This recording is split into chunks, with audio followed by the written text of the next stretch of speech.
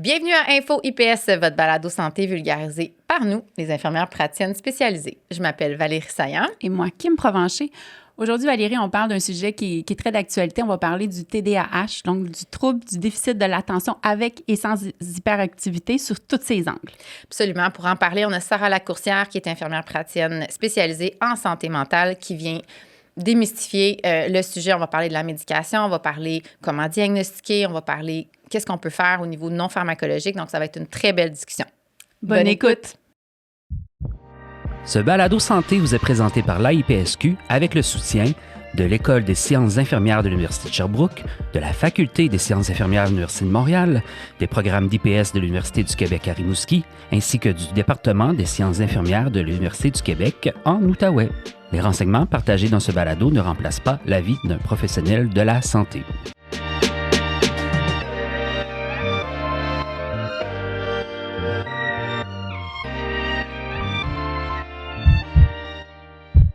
Sarah, bienvenue à Info IPS. Oui, merci de m'inviter aujourd'hui. C'est vraiment un plaisir que tu prennes le temps de venir parler d'un sujet tellement d'actualité et intéressant, le TDAH. Sarah, tu es infirmière praticienne spécialisée en santé mentale. Parle-nous un peu de ton parcours infirmier. Oui, bien en fait, moi, j'ai fait tout le parcours en partant du début. Donc, j'ai commencé en faisant mon DEC. Puis pour donner un peu de contexte, là, j'ai découvert que les IPS existaient à 17 ans. Puis spécifiquement, les IPS-SM, mais ça n'existait pas au Canada, ça existait aux États-Unis, puis la formation était en Californie. Fait que moi, c'était mon rêve à 17 ans parce que j'aimais l'approche infirmière, puis je voulais faire ça spécifiquement. Fait que j'ai commencé tout mon parcours, le cégep. Ensuite, j'ai fait mon bac. Puis rendu à la maîtrise, finalement, la Californie, c'était moins simple que je pensais. C'est beau, mais c'est pas simple, c'est vrai. Mais finalement, ça a donné par coïncidence que le programme a commencé au Québec l'année où j'ai terminé mon bac. Fait que j'ai pu faire partie de la première cohorte d'IPS en santé mentale, la graduée en 2019. Wow, félicitations. Puis la santé mentale... Ça aussi, c'est un intérêt un peu de toujours, là. C'est un peu la fascination sur l'humain. Justement, à 17 ans, j'ai lu le DSM, là, le livre qu'on utilise pour diagnostiquer les troubles mentaux, parce que quand ça a ouvert la porte là, dans mon esprit de tout ce que ça voulait dire, comment on fait comprendre les gens, puis un peu ce que c'est que d'être un humain, ça m'a vraiment fascinée. Wow, c'est vraiment intéressant. Puis, Sarah, au-delà d'être infirmière praticienne en santé mentale, tu as plein d'engagements. Tu es impliquée au niveau de l'ordre. Qu'est-ce que tu fais avec l'ordre? Oui, en fait, je suis collaboratrice à l'élaboration de l'examen d'entrée à la profession IPS, donc le fameux examen de l'ordre. Oui. Puis, as-tu d'autres engagements? Tu es avec la CADRA aussi? Oui, effectivement, la CADRA, c'est l'association médicale, en fait, qui fait les recommandations, là, les lignes directrices. Donc, je suis une des auteurs de la prochaine édition des lignes directrices. Je fais aussi partie du comité des directeurs de la CADRA. Je suis aussi impliquée dans l'enseignement, donc coordonnatrice clinique du programme IPSSM à l'UQO, puis aussi professeure invitée à l'Université de Lausanne, côté santé mentale, là, pour la pratique infirmière avancée. J'ai lu entre les lignes. As-tu un projet au niveau de l'intelligence artificielle? Oui. En fait, j'ai fondé une start-up en intelligence artificielle. On fait une plateforme en ligne pour évaluer les troubles mentaux. Ça devrait être commercialisé là, dans les prochaines semaines. Génial. Bien, félicitations. Puis merci de prendre le temps avec tous ces engagements de venir nous parler puis donner de l'information à la population sur un sujet très intéressant. Alors, on part ça avec nos vrais ou faux. Sarah, ça va être difficile, mais faut juste dire vrai ou faux. Plus tard, au niveau de l'émission, on viendra détailler un petit peu la réponse. Est-ce que tu es prête? Je suis prête. Oui. Le TDAH est seulement un problème d'attention. Faux. Pour diagnostiquer un TDAH, ça prend absolument l'évaluation d'un neuropsychologue. Faux. La médication pour le TDAH doit être prise à vie. Faux. Je vois, on va en reparler plus tard. Sarah, j'ai pris le psychostimulant de mon ami puis ça m'a vraiment aidée. Ça veut-tu dire que j'ai un TDAH? Vrai ou faux? Pas sûr. On va en reparler. OK. En vieillissant, le TDAH disparaît. Vrai et faux. OK. On commence à avoir la nuance en santé mentale. Hein? J'entends souvent, moi, les médicaments rendent les enfants zombies. Ça pourrait, mais faux.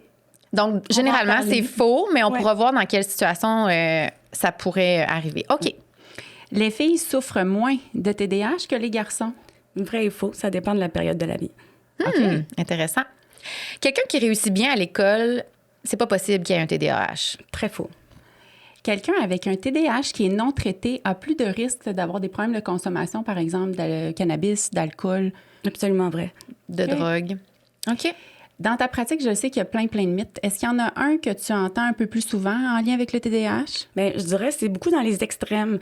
Donc, soit la médication, il n'y a aucun risque et ça fait tout, ou bien c'est comme le démon puis tu vas tomber raide mort si tu en prends un. OK. Fait que ça serait celui-là qui revient. Oui, des extrêmes là, par rapport aux croyances que les gens ont, par rapport à la médication beaucoup. Puis là, je te pose une très grande question. C'est quoi le TDAH? Oui.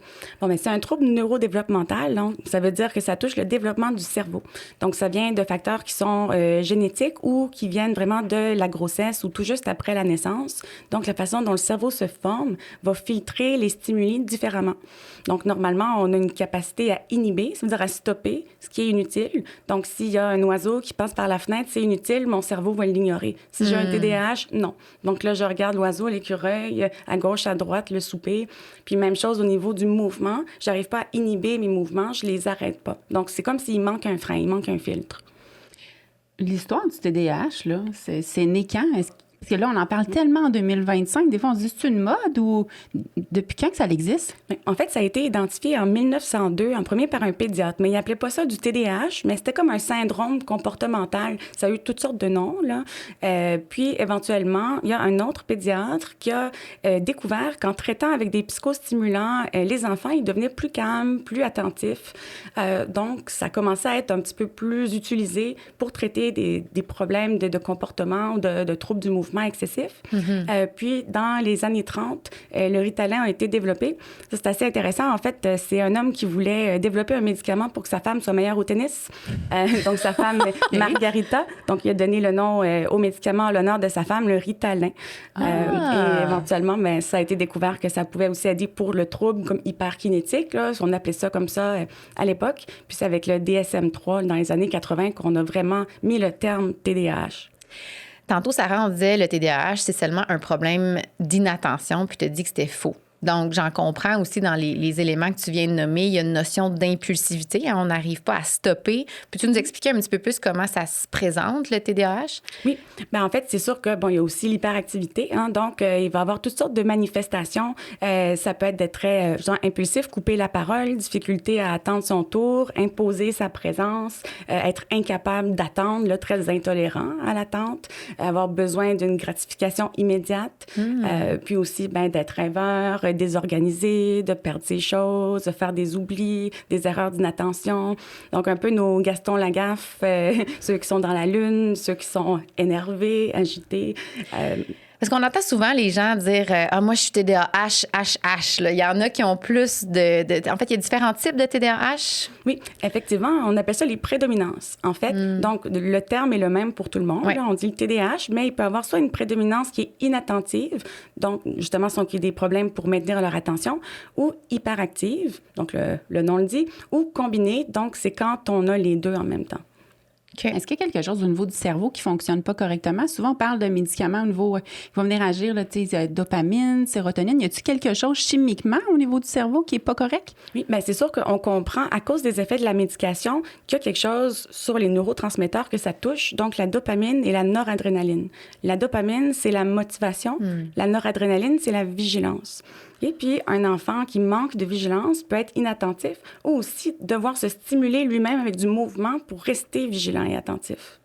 Souvent, mes patients, en fait, qui ont un TDAH, les parents me disent « Ouais, mais il est capable de jouer aux jeux vidéo pendant des heures. Donc, il est capable d'être attentif. » Qu'est-ce que tu leur réponds à ça? Ça, c'est le paradoxe. Hein?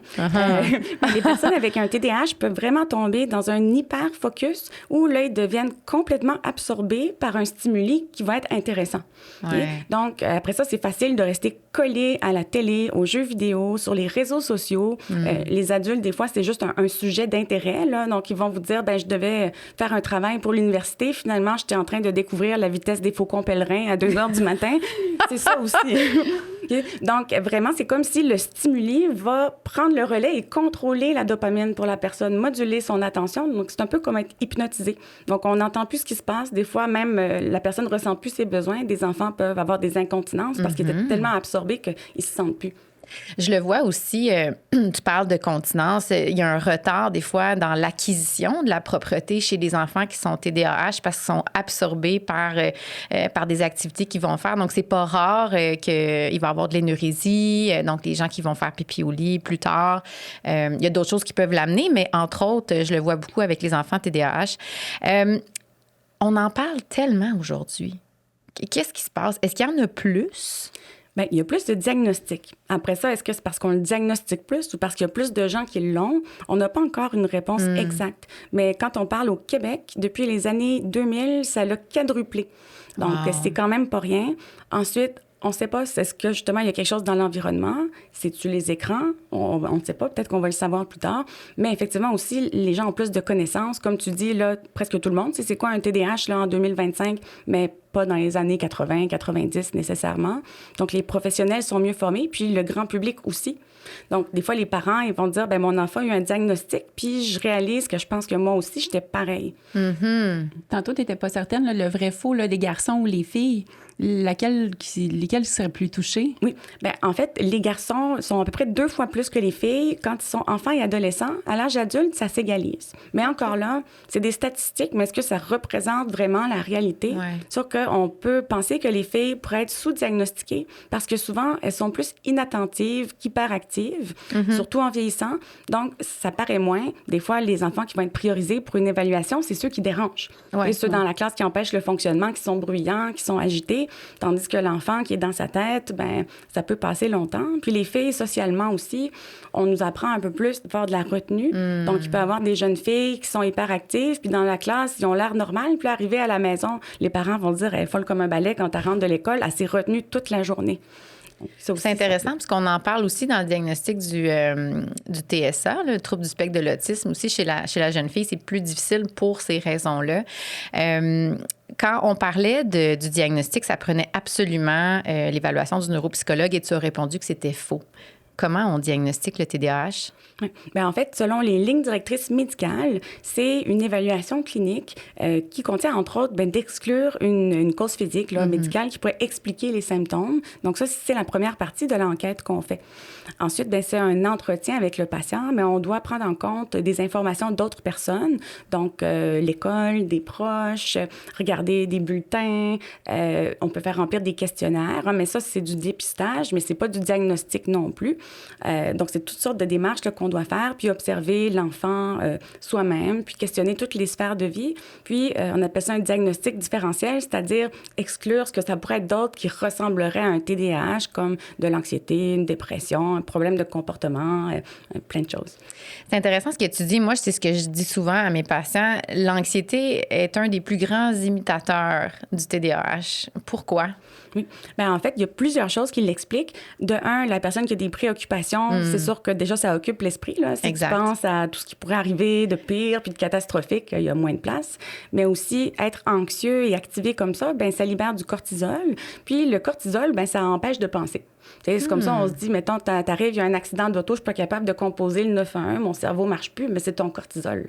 Donc là, à ce moment-là, ces enfants-là, cognitivement, ils vont avoir de la difficulté à suivre. Puis il faut pas oublier aussi qu'on a le droit d'avoir plusieurs choses en même temps et le TDAH vient rarement seul. Hein. Il y a beaucoup de comorbidités qu'on appelle. Donc, quelle pourrait être? On parlait d'anxiété. Y a-t-il d'autres choses qui pourraient venir se greffer au TDAH? Oui, des troubles d'apprentissage. Parce qu'effectivement, des fois, c'est et ou. Est-ce que c'est un trouble d'apprentissage ou un TDAH? Mais c'est peut-être les deux. Il y a le trouble d'opposition-provocation aussi, qui est assez fréquent. Il y a beaucoup de diagnostics de troubles de personnalité limite chez les filles qui ont un TDAH, mais j'ai un peu mes théories là-dessus. Mais c'est sûr que la comorbidité, c'est la règle et non l'exception. Donc, un enfant qui a un TDAH a plus de chances d'avoir un autre trouble que de ne pas en avoir. Bien, en fait, le neuropsy serait là aussi pour exclure les autres troubles parce que donner un diagnostic TDAH ne se fait pas en 20 minutes dans un bureau. Hein. Oui. Souvent, l'évaluation, principalement chez les enfants, c'est quand même assez complexe. Là. Puis quand on a un diagnostic aussi, justement, est-ce que c'est à vie ou c'est un diagnostic qu'on pourrait retirer à un moment donné à l'âge adulte? Oui, je réponds en séquence à ta question. Effectivement, l'évaluation du neuropsy, là, ça fait une évaluation cognitive attentionnelle. Ça nous permet de quantifier les choses, puis d'aller justement évaluer un trouble d'apprentissage, Ça, c'est eux qui font ça, les neuropsys, les psychologues. Puis, ils peuvent aller mesurer une déficience intellectuelle ou une douance. On oublie, mais la douance aussi, ça peut mimer un TDAH ou coexister avec le TDAH. Donc, ça, c'est leur spécialité. Ils posent leur diagnostic neuropsychologique ou diagnostic psychologique. Ça sert souvent dans les écoles. On peut mettre des choses en place. Bien, nous, comme professionnels qui font des diagnostics médicaux, bien, on fait notre propre évaluation là, à notre sauce. Parce que le neuropsychologue est pas accessible à tous. Là. On aimerait bien. Hein? Je pense que ça nous donne toujours un beau portrait global de l'individu, notamment avec les choses qui coexistent avec un TDAH, mais c'est quand même assez coûteux. Il y a une grande demande pour ça. Vous, les IPS en santé mentale, vous avez le droit de poser un diagnostic de TDAH, alors que Kim et moi, qui sommes IPS en première ligne, on n'a pas le droit parce que c'est un diagnostic en santé mentale. J'aimerais qu'on prenne un instant de parler de la notion de trouble. Hein, parce que TDAH, c'est un trouble déficitaire. Comment tu expliques à tes patients la notion de trouble? Oui. Bien, en fait, il faut comprendre qu'en santé mentale, tout est sur un spectre. C'est pour ça que je suis en nuance. Et donc, l'attention, c'est sur un spectre. Donc, on peut partir de quelqu'un qui serait toujours attentif, là, 100% du temps, jamais d'erreur. Puis là, on descend sur le spectre avec, bon, ben des fois, je suis inattentif, je fais des oublis, je fais des erreurs. Puis là, ben ça monte, jusqu'à un point où on tombe dans le trouble. Et ce point-là, c'est la dysfonction. Okay, donc, au moment où il y a une altération du fonctionnement de la personne, puis bien, pour le TDAH, on veut que ce soit dans 2 milieux. Donc, tu peux pas être juste TDAH à l'école, mais pas à la maison ou pas dans tes relations. Tu es TDAH dans plusieurs milieux. Et c'est un trouble qui débute dans l'enfance, donc il doit avoir eu des symptômes qui sont manifestes avant l'âge de 12 ans. Oh, est-ce qu'on peut devenir TDAH ou on est comme ça? Bien, normalement, on est comme ça, mais on peut développer de l'inattention pour plein de raisons plus tard dans la vie. Donc, on peut avoir les mêmes symptômes qu'un TDAH sans que ce soit le TDAH qui vient justement de l'hérédité puis de la périnatalité. Bien, avec la vie qu'on vit aujourd'hui, avec la surstimulation, les engagements multiples, le stress, on parlait d'anxiété qui était un grand imitateur. Des fois, c'est facile de se dire « Ah, bien, c'est du TDAH », mais comme tu le nommais bien, moi, dans ma pratique, quand un adulte vient me voir, il faut faire un rétrospect justement à l'enfance. On va questionner les parents, comment ils étaient à l'école. Puis tu disais que c'est neurodéveloppemental. Donc, il y a toute une évaluation aussi au niveau de la grossesse, de l'accouchement, qui peut venir avoir un impact là, sur... Puis tu disais qu'en vieillissant, ça disparaissait pas. Ouais. Oui et non. En fait, il y a 50 à 80 des enfants qui, en vieillissant, auront plus les critères, donc auront plus le trouble. Mais ensuite, les dernières études, ça montre que sur ces enfants-là, quand tu regardes au long terme, il y en a juste 10 qui n'auront pas, on pourrait dire quasiment comme des rechutes. Okay? Donc, c'est comme si le trouble fluctuait dans la vie, où il y avait des périodes où les symptômes étaient contrôlés, puis d'autres où ils ne l'étaient pas. Donc, c'est vraiment une petite portion des gens qui n'auront plus jamais là, de symptômes au point où on parlerait d'un trouble. Donc, oui et non. Ça m'amène à te poser la question au niveau du traitement. On va revenir sur les molécules plus tard, mais est-ce qu'on traite tout le monde? Si j'ai un diagnostic de TDAH, est-ce que d'emblée, je dois prendre des médicaments? Bien, c'est un choix personnel, c'est sûr. Puis, bien, les recommandations médicales en ce moment, c'est que le traitement de première intention, c'est de la médication, mais aussi des adaptations, des stratégies. Ouais. Donc, ça ne peut pas être que de la médication, ça, c'est certain. C'est une chose que j'apprends à mes patients, par exemple, aux jeunes enfants, le médicament, ça peut te donner plus de temps pour prendre des bonnes décisions, mais il faut que tu prennes les bonnes décisions. Ça ne fait pas tout à ta place non plus. Ça serait quoi la place du non-pharmacologiste? Oui, on parle un petit peu du traitement, mais jusqu'à quel point tu vas mettre de l'importance sur le non-pharmaco? Ah, mais c'est crucial. C'est crucial. C'est crucial. Oui, puis c'est un choix de prendre ou pas de la médication. Donc, on peut choisir aussi de commencer par des interventions qui sont non médicamenteuses. Comme lesquelles? Il y en a plusieurs. Bien, déjà, les habitudes de vie. On fait le test, là, dort 4 heures, puis mange une poutine, puis un hamburger, puis après ça, essaie d'aller écouter un cours plate de 3 heures. Ça ne va pas être facile. Donc, il y a ça. Il y a tout d'adapter son environnement. Tu sais, pour bien me concentrer, bien, peut-être un endroit avec moins de bruit, avec un bon éclairage, l'organisation de mon environnement autour de moi, avoir des stratégies. Les meilleurs amis d'un adulte TDAH, c'est un agenda puis une to-do list. Ouais. Prendre des notes, mettre des rappels, des alarmes. Si tu prends de la médication puis tu l'oublies, là, sur Internet, tu peux acheter une bouteille qui crie jusqu'à ce que tu l'ouvres puis que tu prennes tes pilules. Donc, c'est assez aversif, mais ça marche pour pas oublier. Fait que donc, j'en comprends que la qualité et la durée du sommeil est essentielle. On parlait, de d'autres habitudes de vie, l'alimentation. Mm-hmm. Oui, l'alimentation, qu'est-ce que tu dis à tes patients par rapport à ça? Bien, c'est toujours les bonnes habitudes de vie. La diète méditerranéenne aussi, quand il y a des composantes, des fois métaboliques, en vieillissant. C'est sûr qu'on n'a pas encore d'études qui parlent d'association entre des diètes spécifiques et des symptômes. Il y en a qui parlent de la Few Food Diets, c'est comme une diète d'élimination des aliments qui pourrait avoir des bénéfices, mais encore, c'est pas répliqué dans toutes les études, puis il y a un flou autour de ça. Mais c'est peut-être quelque chose là, mais comme l'exemple que je donnais, c'est assez logique. On peut tous comprendre si tu manges de la malbouffe 3 fois par jour, cognitivement, au niveau de l'énergie, de l'attention, c'est pas génial. Là. OK, la malbouffe, mais qu'en est-il du sucre? Oui. Parce que, est-ce qu'il y a un lien avec l'hyperactivité? Est-ce que ça va exacerber un TDAH? Oui. C'est sûr qu'en tant que tel, le sucre ne cause pas le TDAH. Là, on l'a bien compris, c'est neurologique, c'est héréditaire. C'est sûr que, de un, les enfants avec un TDAH sont très, très sensibles à la récompense, à la dépendance. Donc, le sucre peut devenir vraiment un grand stimulant. Comme une dépendance. Puis, bien sûr que ça peut venir augmenter certains symptômes, mais ça ne le cause pas. Puis, ça ne va pas non plus être la solution pour guérir un TDAH chez un enfant, d'arrêter le sucre complètement. Je pense qu'on a la même idée. Ça serait-tu le même lien qu'on pourrait faire avec les écrans? Oui. Tout est mieux en modération dans la vie, là. Hein? Même de l'eau en excès, c'est pas bon. Mais les écrans... Un problème que ça a, c'est qu'entre autres, la façon que c'est fait aujourd'hui, on n'attend plus. Ça fait partie de la vie que c'est plate, puis t'attends, mais maintenant, ton fil il est infini. Ouais. Quand t'as fini ton émission, il y en a une autre. Dans notre temps, on attendait une semaine pour l'autre émission, mais maintenant, elle est là. Il n'y a pas de fin, t'attends pas. Fait que ça, c'est un problème. Puis la rapidité à laquelle l'information est fournie aussi, c'est astronomique. Là. Je veux dire, on regarde des émissions pour enfants il y a 15-20 ans, puis les émissions pour enfants aujourd'hui, il y a une grande stimulation. Je voulais revenir au sucre, juste pour conclure. Est-ce que de réduire l'apport en sucre raffiné chez un enfant qui est TDAH pourrait aider, par contre? J'imagine que... Au même titre que tous les enfants. Oui, absolument. Donc, parce que j'ai souvent des parents qui vont me dire « Ouais, mais il en demande tout le temps. » Fait que moi, ce que je dis aux parents, c'est que votre enfant, il contrôle la quantité, vous contrôlez la qualité des aliments.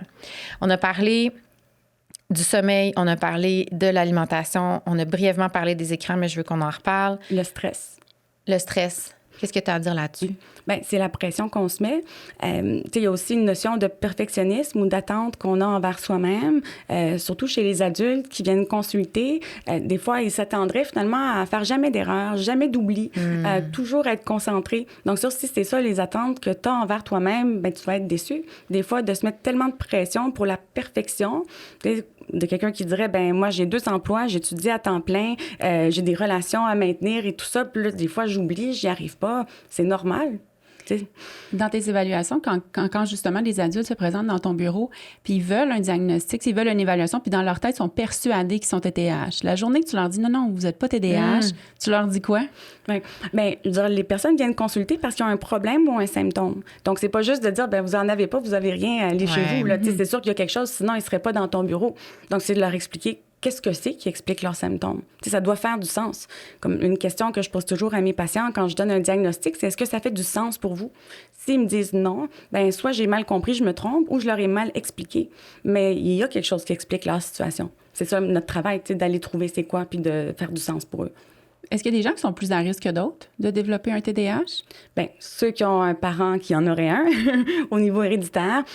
Sinon, bien, c'est encore des choses qui se seraient passées là, dans la grossesse. Donc, si la mère, par exemple, fumait du tabac, consommait de l'alcool, de la drogue, s'il y a eu des complications durant la grossesse ou à l'accouchement, traumatisme crânien, intoxication au plomb aussi. C'est vrai. Plusieurs facteurs. OK. Tu as parlé un petit peu des symptômes en début d'entrevue. Est-ce qu'on pourrait juste revenir sur les différentes catégories, puis qu'est-ce qui pourrait amener les gens à se demander si effectivement ils présentent certains symptômes? Oui. Bien, en fait, ça va être des personnes qui vont sous-performer.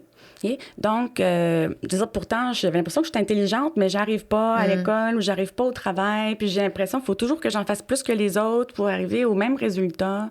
Ça va être des gens souvent qui courent après leur queue, on va dire, un peu éparpillés partout. Ça peut amener des difficultés dans les relations aussi. Leurs partenaires vont dire « tu m'écoutes pas quand je te parle » ou « tu te ramasses pas ». J'ai eu un patient aussi, par exemple, pour lui écouter sa femme lui conter sa journée en revenant du travail, c'était une torture. Donc, c'est sûr que ça a des impacts sur les relations. OK.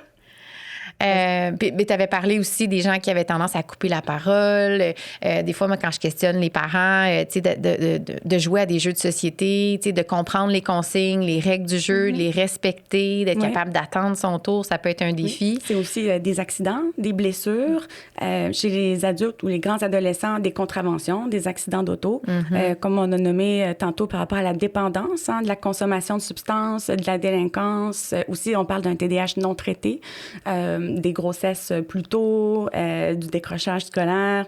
Donc, les conséquences sont assez graves. Puis, ça va être ces personnes-là, éventuellement, quand ils apprennent qu'il y avait un TDAH, puis que tout ça fait du sens, c'est comme une illumination. Oui. Puis, on disait qu'il y avait une tendance à consommer davantage une certaine forme d'automédication, médication. Qu'est-ce qui amène les gens, puis quelles substances qui vont aller, vers quelles substances ils vont aller? Bien, ça revient aussi un peu à la régulation de la dopamine. Ouais. Donc, encore, c'est comme la télé qui absorbait complètement la personne. Bien là, c'est la substance qui absorbe la personne.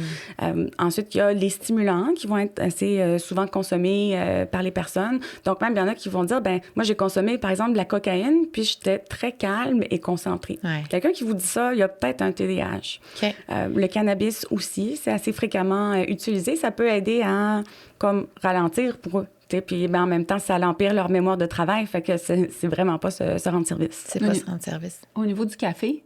Oui, le café aussi, là, c'est une substance stimulante. Donc, évidemment, ça va être quelque chose dans quoi ils vont avoir tendance à tomber. Là. Donc, ceux qui ont une diète café, cigarette, pas beaucoup de dodo. Donc, ça serait faux de dire aussi que tout le monde, parce que des fois, les gens le banalisent, je pense, ce diagnostic-là, puis ils vont dire, tout le monde a un petit TDAH. Oui, mais ça, tout le monde a un niveau d'attention, mais c'est pas tout le monde qui a de la difficulté à fonctionner à cause de ça. Puis c'est là où est-ce qu'on tombe dans un trouble, puis que ça change la vie des gens de le traiter. On parle de psychostimulants. Qu'est-ce que ça fait exactement comme traitement, cette molécule? En fait, les molécules, parce qu'il y en a plusieurs. Oui, il y en a plusieurs. D'emblée, normalement, on commence avec ce qu'on appelle les psychostimulants, comme tu nommais.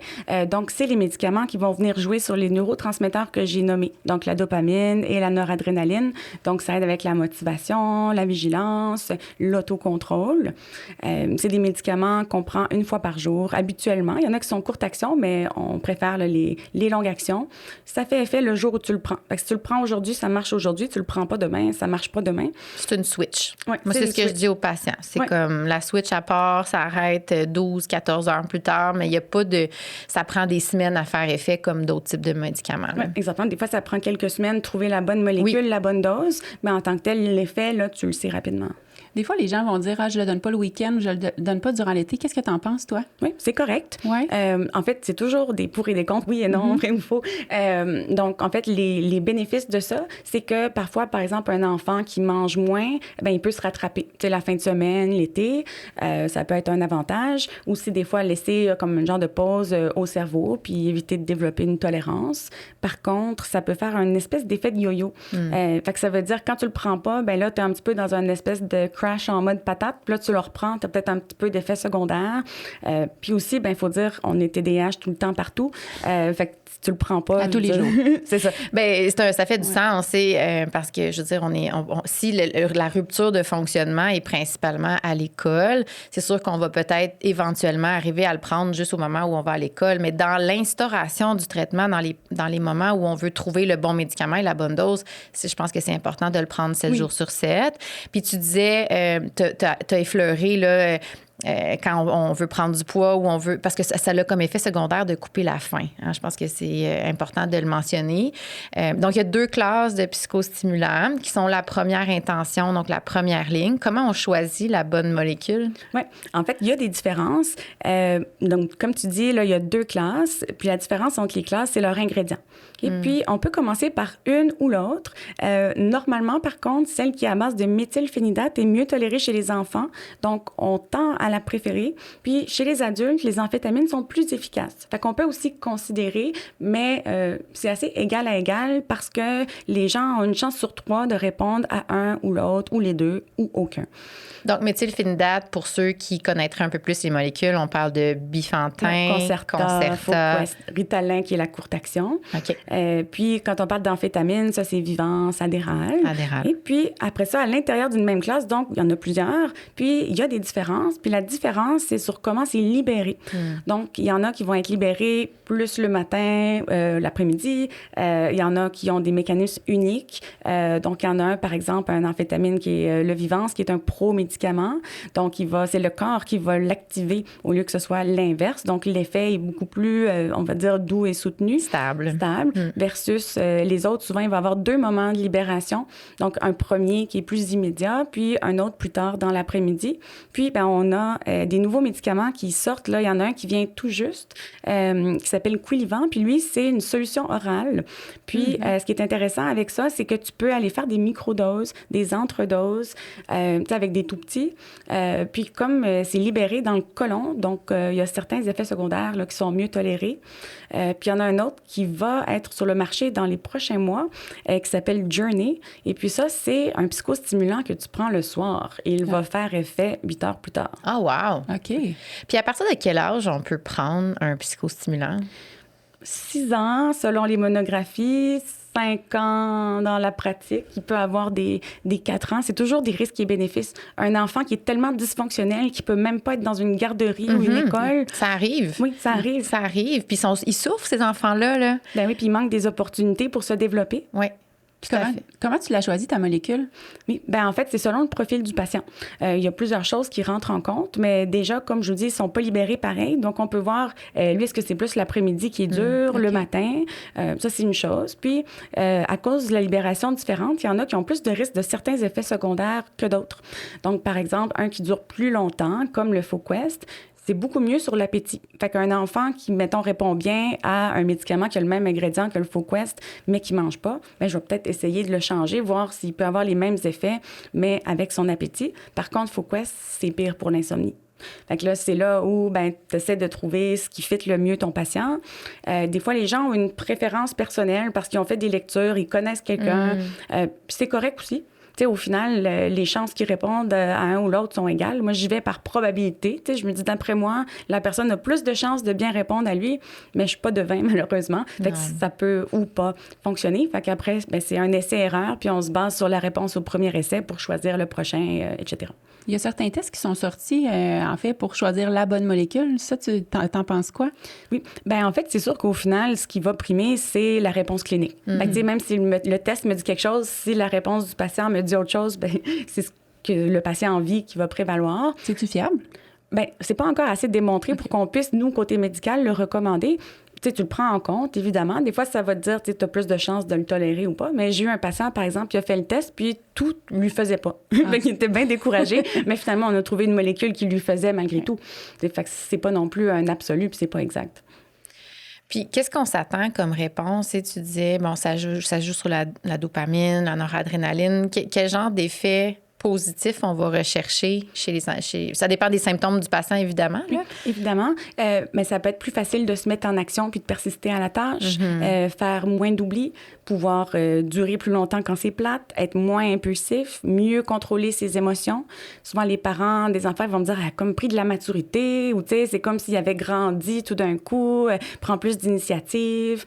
Les relations peuvent s'améliorer quand on est moins impulsif, on est plus accepté par les autres. La performance à l'école ou au travail peut s'améliorer. La gestion des émotions aussi, c'est quelque chose que j'entends souvent. On parlait d'effets secondaires rapidement. On a parlé de l'appétit, qui est un effet secondaire. Ça coupe l'appétit, surtout, j'imagine, sur l'heure du dîner. Qu'est-ce que tu donnes comme stratégie à tes patients ou aux parents par rapport à ça? Oui. C'est sûr que quand l'appétit n'est pas là, des fois, les calories liquides, ça passe mieux, là, genre un smoothie ou des choses comme ça. Essayer de se rajouter des calories. Disons, tu manges une banane, ben, tu peux mettre du beurre de pinot dessus ou des choses comme ça. On parle aussi de garder un deuxième souper. Parce qu'ils vont me dire souvent, puis là, rendu à l'heure de se coucher, là, il veut manger, puis là, il passe dans le garde-manger, il mange tout. Puis c'est là où souvent, à cette heure-là, ben, on tombe dans des moins bons choix alimentaires. Donc, souvent, je recommande de garder une portion du souper. Puis quand l'enfant a faim, même s'il est tard, tant pis. T'sais, j'aime mieux qu'il mange avant d'aller se coucher que de ne pas manger non plus, là. Quand tu regardes sa prise alimentaire globalement dans la journée. Sinon, ben, c'est de revoir le médicament, la dose. Ou, comme on disait, des fois aussi, entre dire, ben, tu le prends pas pendant toute la fin de semaine, c'est dire, ben, des fois, je donne une plus petite dose la fin de semaine. Si les parents, ils vont dire, ben, moi, je suis capable de plus en tolérer que ce que l'école peut tolérer, on a plus de trucs qu'on met en place à la maison, tu sais, il peut bouger, jouer dehors et tout ça.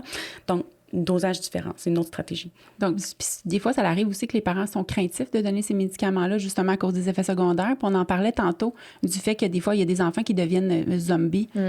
Oui, mais en fait, c'est un effet secondaire qui peut arriver, mais qui n'est pas du tout le but du traitement. Donc ça, un patient qui serait zombie, je dirais pas, ben voilà, on a réussi. Non. Il est efficace. C'est ça. C'est pas le bon médicament ou c'est pas la bonne dose. Il dérange plus. C'est ça. Il bave un petit peu, mais il dérange plus. Ouais, donc c'est vraiment pas l'effet recherché. Tu sais, comme je dis à mes patients, on veut pas échanger 4,30 sous pour une pièce. Donc le but, c'est que la personne soit elle-même, mais mieux.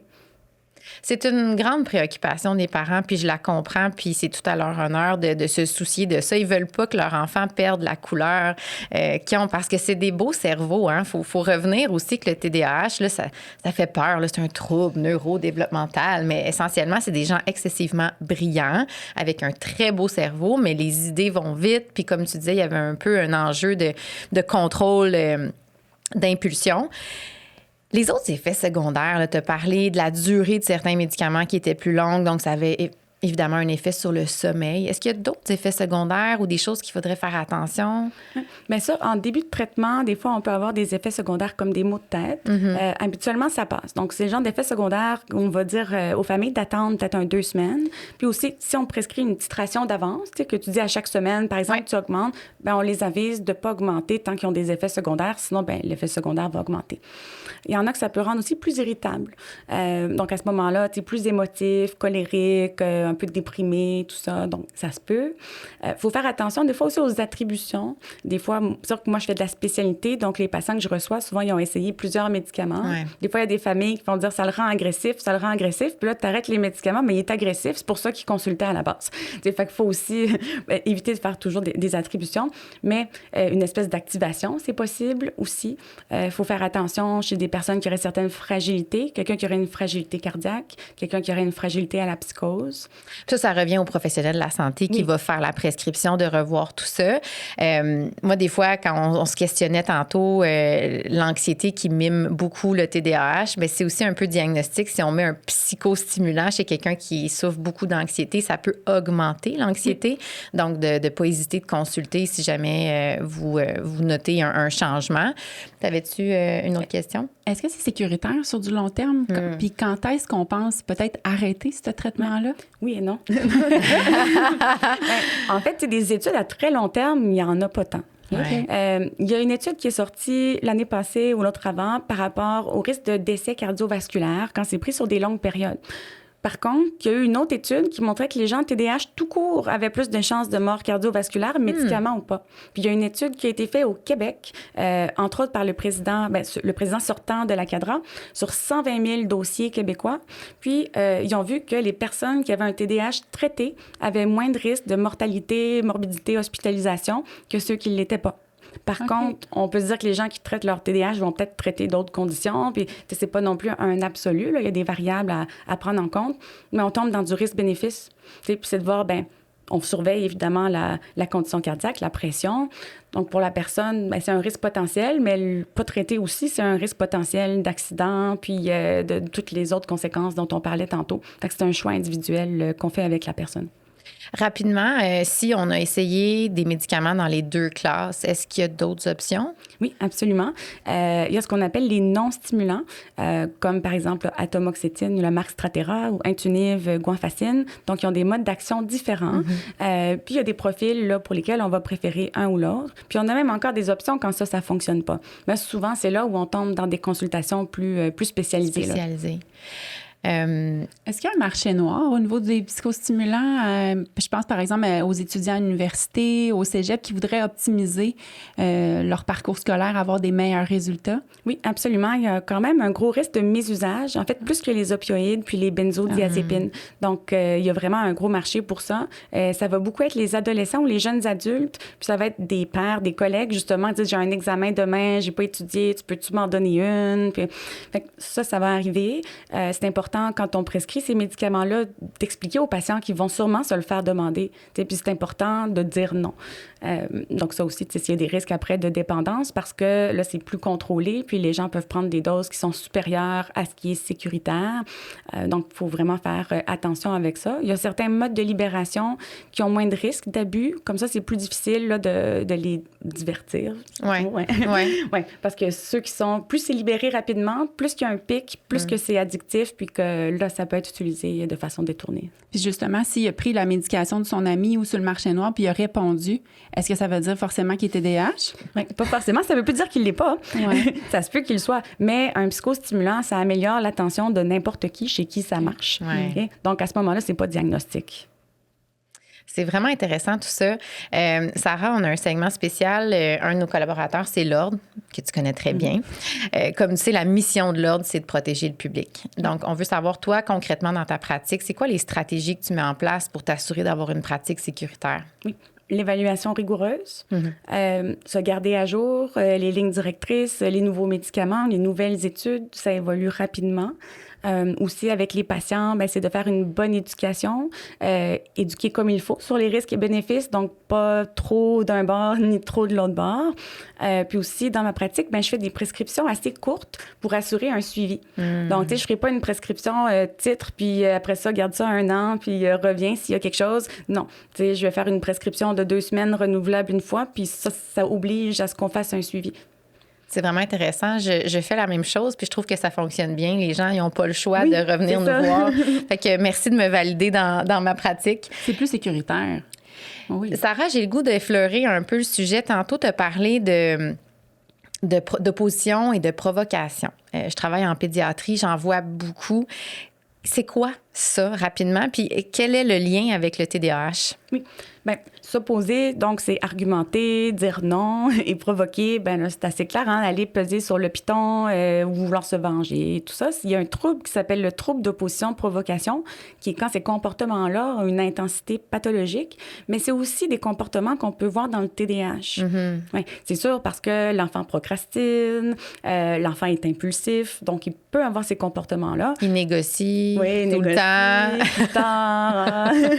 Donc, il y a quand même un overlap. Okay. Puis, souvent, quand on traite le TDAH, ces symptômes-là s'améliorent. Qu'il y ait un trouble d'opposition ou pas, mais ça peut vraiment se cristalliser dans une dynamique. Et c'est là où on tombe dans le trouble d'opposition-provocation, parce que l'opposition de l'enfant épuise le parent. Le parent, après, peut devenir inégal dans ses interventions. Ça augmente les perturbations du comportement de l'enfant. Puis là, le parent est encore plus épuisé. Puis là, les bons moments sont bousillés. Puis là, ça commence à se pathologiser.